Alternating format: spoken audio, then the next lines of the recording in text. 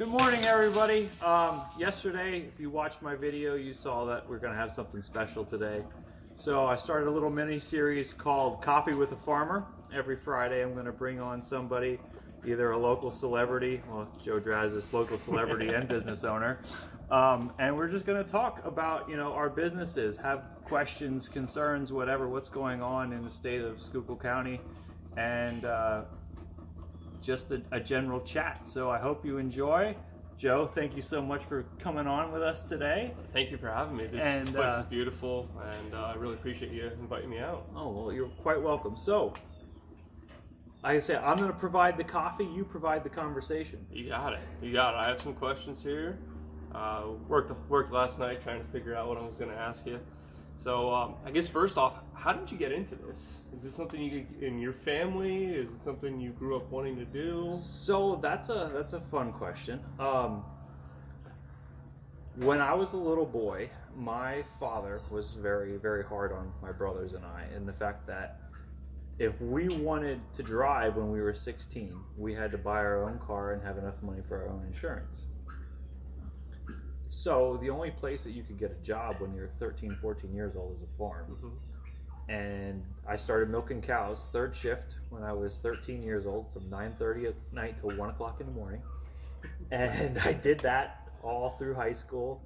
I actually got a day jobs in the summertime at other farms, and just fell in love with it. I mean, I fell in love with the lifestyle, the outside aspect of it, the animals. Actually, I'll be honest with you, I wanted nothing to do with animals. Mm-hmm. Milking cows was enough for me. I did not enjoy the animal aspect of farming. I enjoyed, the tractors, the field work. Mm-hmm. And then I went to college. I went to Penn State, got a degree in agriculture. And then Angela and I, we started moving around the country and ended up in every single desert that this country has. And there's not really a lot of farming going on for me there. So then when her grandfather gave us the opportunity to buy this place, it was just like a no-brainer. Mm-hmm. Like, we got to do it. Yeah. And we bought it, and then I had to take a full-time job at first because I didn't really know what we were going to do. Mm-hmm. We had no money left because we just bought a farm, mm-hmm. Mm-hmm. And then it just kind of evolved. Well, COVID happened, and we have that real ugly hillside over there. Mm-hmm. And I was like, I can't afford a tractor big enough to mow that. So I'll just buy some steers, throw them over there. Mm-hmm. No big deal. Well, COVID hits, and everybody's like, we need beef. We don't want to go to the grocery store. We need beef. Mm-hmm. Well, next thing you know, I had them all sold, and I was like, well, I'm not ready to get rid of them yet. So I was like, I'm going to buy some more.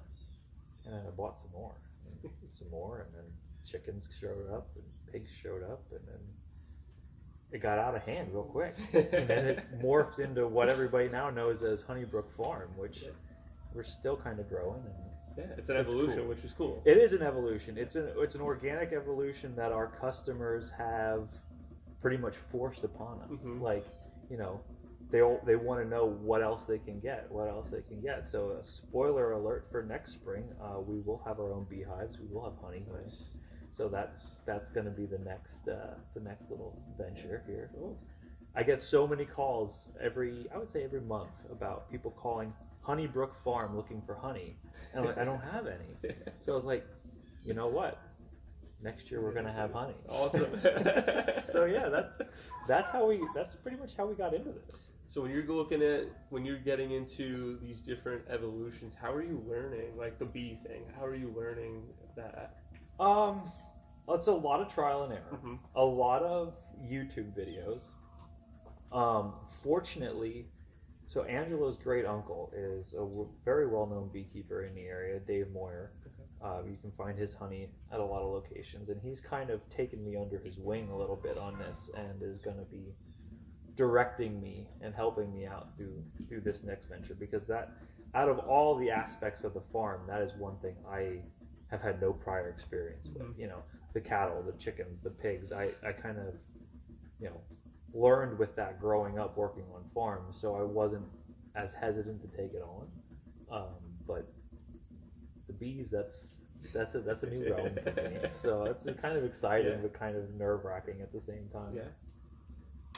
you say farming's more of a lifestyle, more of a job for you? It's Or a little bit of both? It's a little bit of both. The bookkeeping, the dealing with customer concerns, the not that I don't mind our customer concerns, but that stuff is a job. The everyday being out here, walking through the pig pasture, checking on the steers, moving chickens, that's a lifestyle. I love doing. I've got no problem getting up in the morning to do the day-to-day stuff around here. Now, when I have to sit down and go over my accounting and stuff like that, that is a job. That is, that's not fun. It's the same with me. It's like selling the clothes, buying the clothes, even the alterations. That's fun, but it's the business aspect of it, and it's a whole different a whole different beast. It is, and it's funny because I'm sure I spent some time in the hospital this past winter, and Angela was just completely blown away. She goes, I had no idea how much time you spent on the phone in a day. It's like, coordinating butcherings, making sure the feed shows up on time, scheduling when your next beef shipments, all of that stuff. I spent a lot of time on my phone. And I guess I don't really realize it because I'm doing something else. Like, I'm sitting in the tractor, with my phone on, whatever, talking to somebody, doing something else. But then she's like, you take a lot of phone calls in a day. Yeah, I don't think people realize that, like, farming is, it's a lifestyle. Then you have the business aspect to it. You have a lot more going on than just raising the cattle, selling it to a wholesaler, and then that's it. You have to deal with the customer. You have to deal with everything, from start to finish. And that's one thing that has changed farming a lot. Historically speaking, I want to say 10 years ago, farm to table was not really a thing. You had your local roadside stands that you went and picked up peaches at, but being able to buy meat, buy honey, buy pretty much wool, anything now is available at a farm. And before that, farmers never dealt with customers. It was always, the mill came and bought all the grain, or you shipped a trailer load of cattle or pigs to the auction house, and it wasn't your problem. Now it's a different ball game. You got customers that want to come on the farm and see what's going on and talk to you, which is great. It is great, but some of the older farmers, they want nothing to do with it. Nothing to do with it, and to each his own. Yeah, that's the rise of social media and the internet. People really, your farming influencers on YouTube that I watch, and I don't know nothing about farming, but I watch them because I feel it's interesting and it's cool to see how things are done, and I think that's why people really like what you guys are doing. Well, thanks. It's hard. It's hard when you get somebody that comes onto the farm that just knows enough to be dangerous, and they ask the hard questions. But that's part of it. It's like last night I'm not going to get into too many details, but she asked me if we spray GMOs on our grass. She knew enough about GMOs, but a GMO is actually a plant. It's not a chemical. So fielding that question and then trying to turn around and educate them is, you don't want to come across as being mean, but it's like you got to get to the next level to have the conversation. Yeah, that's the problem with the buzzwords, and people hear all those buzzwords, and that's what they that's all they can fall back on. Exactly. So the internet's changed farming. What else has kind of evolved in farming over the past couple of years? Well, great segue, because of the food critics, the influencers that are basically control our social media world. They can get on a high horse about something, not really have all the details. and influence millions of people to think that one aspect of farming is terrible, and not really understand why that practice is done. Because I mean, there is a lot of practices that I don't agree with, but there's also, I know that there's a reason for it. Farming the way we farm won't feed the world. I mean, we can't feed Schuylkill County. I mean, the industrialized farming, that's what's making sure everybody in the world has food on the table. And though I don't agree with all the practices, I understand that there's a need for it. So then when somebody gets on their high horse and says, oh, they clip the beaks on these young chickens. Well, if you don't, you're at a risk of 50% loss because they peck each other to death. That's just the way it is. And it's I don't want to say it's inhumane, but they don't feel it, and it's just different. It's a different way of farming, and it's sometimes what I refer to as a necessary evil. The industrialized farming, and it has its place. It has its place. It has its place for feeding the world. Because if you don't have it, unfortunately, then a huge portion of the country or the world is going to go hungry. Exactly. Exactly. So how would you classify your operation? Obviously not industrialized. What would be your almost buzzword on what your mantra? I would say farmstead. I'd never really used the word before, but I mean, that's pretty much what we're going off of. A lot of other farmers, friends of mine that are more into the industrial agriculture, refer to me as Old McDonald's farm, because we've got the pigs, the chickens, the cows, the goats. We've got a little bit of everything, and to them, they look at that as being multi-industry, because they have 4,000 cows, and that's all they have. So they look at the cows, the pigs, the chickens as each being their own industry, where we look at that as being our meat industry. And then we have our lumber industry. We've got event industry. I would say we're kind of just like a little farmstead trying to do big things. That's pretty much how I would classify it. And then the last one I have for you is, so you talked a little bit, another good segue. So a lot of these guys that I watch on YouTube and other things, they have other means of income than just farming. So you do your events, you do your woodworking, and then you put it all together, and then what does Angela do then? So Angela is the rock of the foundation here. She has a part-time job. She does consulting work for an engineering firm. Her background is in mining and civil engineering. But then she also, she takes care of the kids. She makes sure they're all where they need to be. She does all the social media stuff for us. She does all the marketing. She does all the bookkeeping. She keeps me in line as much as she possibly. That's her hardest job. That's probably her hardest job, is keeping me in line and keeping track of the checkbook. Because she knows if I walk out the door with a checkbook, there's going to be a problem. But so that's she definitely does, and she does a great job with the events side of the farm. Planning the yogas, planning the field trips for kids that come in to check out the farm. That's really her shining part of the farm, is the events.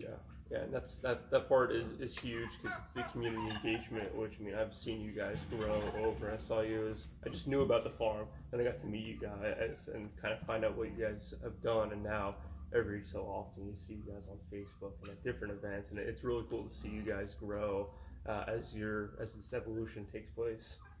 Well, thanks. I do appreciate it. So now I want to know about clothing.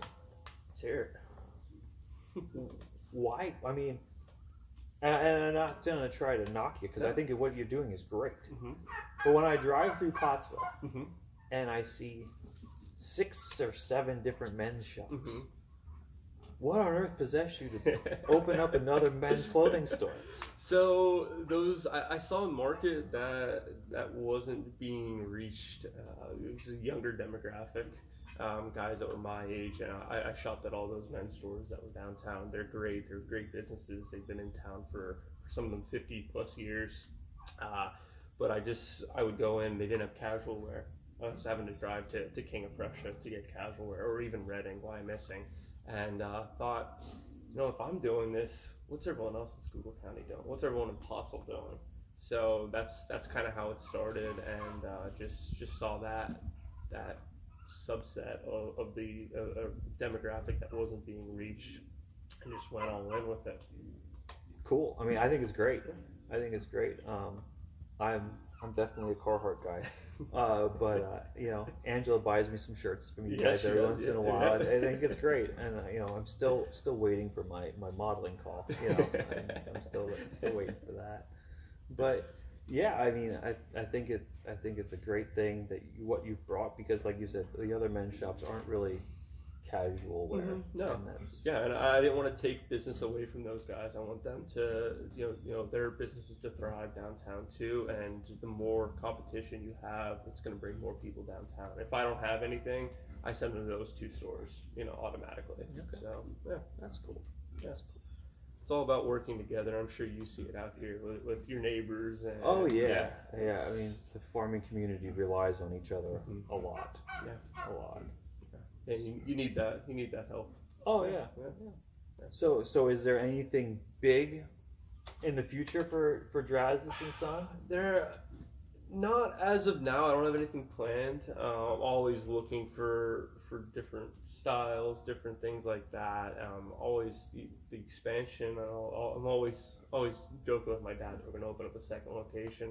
I was actually talking to him yesterday. So, you know, if we do a second location, it would be cool to do it, you know, just casual clothes and just go somewhere else, because our biggest stresses are suits.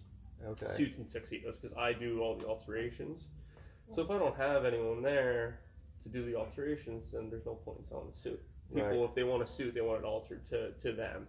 So I'm like, you know, if we open up a second location, we could just do casual clothes, just sell the same exact thing, casual clothes somewhere else, and I might go.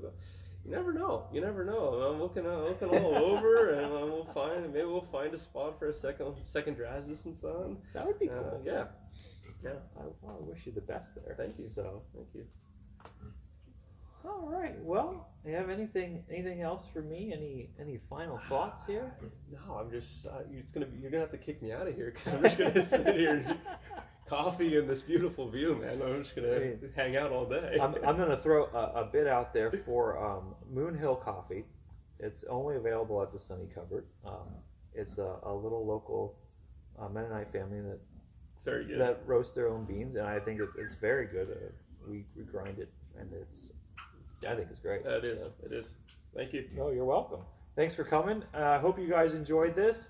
If you have any suggestions or recommendations on who we can bring on the show, please shoot us a message. I'd be interested in seeing it. Or if yourself you want to be on the show, let us know. So next Friday, I don't have anybody lined up yet, but for 2 Fridays from now, we're already booked with Allie and Jared Dorn from Arrow and Miss Allie's Kitchen. So we're excited to have them come up here. And so I look forward to seeing you. And next week, we'll see what happens. So thank you very much. Thank you very much. Appreciate you. And we'll talk to everybody later.